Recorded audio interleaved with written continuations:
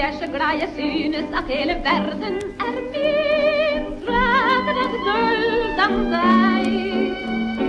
For jeg har nettopp tatt meg en liten snufs kokain. Jack, og jeg spurte om jeg var keen på noe.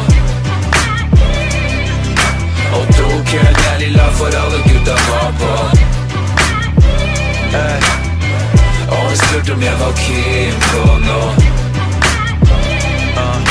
Og tok en ærlig lav for alle gutta var på. Så jeg møtte på en Berit og spurte om jeg var keen på noe. Jeg sa jeg var av, og så det holder med en drink eller to. En drink eller to, check. Så jeg møtte på han og han spurte om jeg var høy på noe.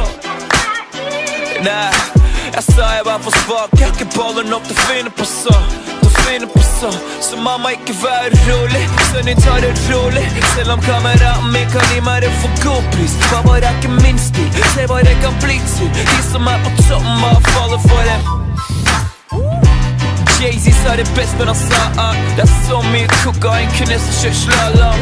Halve bransjen gjør det, men det er best å ta avstand. Jeg sniffer ikke linje, bare spytter dem som spar meg for noe. Jack, og jeg spurte om jeg var keen på noe. Og tok en ærlig lav for alle gutta var på. Og jeg spurte om jeg var keen på noe.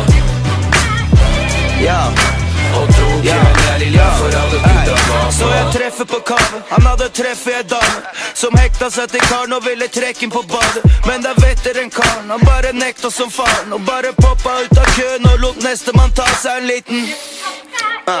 Så blir det rasshøl med hun hvite dama bort i dasskød. Booster ego helt tett med pose full av rett mer. Hollywood i tryneri for alle gutta få på. Leger, advokater, bare tar et tepp på naboene til faren din sin hagefest i alle nebb.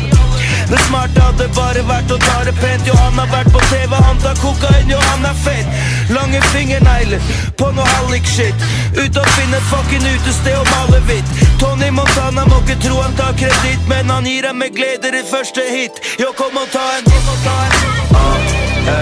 Jack, og jeg spurte om jeg var keen på noe. Og tok en ærlig lav for alle gutta var på. Og jeg spurte om jeg var keen på noe.